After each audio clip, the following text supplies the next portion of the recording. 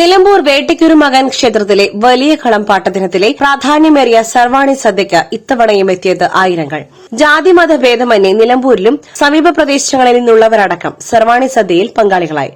നിലമ്പൂർ കോവിലകത്തിന്റെ കളംപാട്ടിന്റെ 4-ാം ദിവസമാണ് ഇന്ന്. ഏറ്റവും പ്രധാനപ്പെട്ട ഒരു ദിവസമാണ് ഇന്ന്. വലിയ കളംപാട്ടും അതിനോട് ചേർന്നിട്ടുള്ള സർവാണി. ഈ സർവാണി എന്ന് പറയുന്നത് പണ്ടുകാലത്ത് ഉദ്ദേശിച്ചിരുന്നത് ആദിവാസികൾക്ക് വേണ്ടിയിട്ടായിരുന്നു. അത് ശരിക്കും പറഞ്ഞു കഴിഞ്ഞാൽ ഇവിടുത്തെ ഒരു തമ്പുരാൻ വേട്ടക്കരന് കൊടുത്ത ഒരു വാക്ക് പാലിക്കലാണ് സത്യം പറഞ്ഞു കഴിഞ്ഞാൽ ഈ സർവാണി.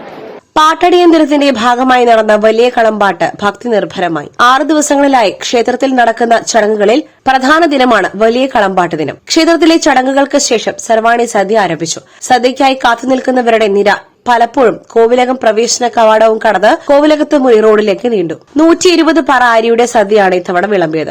കാടിറങ്ങിയെത്തുന്ന ഗോത്രവിഭാഗക്കാരുൾപ്പെടെ സദ്യയിൽ ഭക്തിപൂർവ്വം പങ്കെടുക്കാനെത്തുന്നു. വന്നെത്തുന്നവർക്ക് മുഴുവൻ ഭക്ഷണം വിളമ്പി ആഹാരം മതിയോ എന്ന് വിളിച്ചു ചൊല്ലുന്ന ചടങ്ങോടെയാണ് ഇത്തവണത്തെ സർവാണി സദ്യയ്ക്കും സമാപനമായത്. വൈകിട്ട് ക്ഷേത്രമുറ്റത്ത് ഗുരുവായൂർ ശശിയും കലാമണ്ഡലം ഹരിദാസും ഡബിൾ തായമ്പക അവതരിപ്പിക്കും. നാളെ നാടിന്റെ ഐശ്വര്യത്തിനായി കരുമൻകാവിൽ പാലും വെള്ളരി ചടങ്ങ് നടക്കും. രാത്രി ക്ഷേത്രത്തിൽ 12,000 ചടങ്ങും നടക്കും. Gold pure gold. Group Nilambur.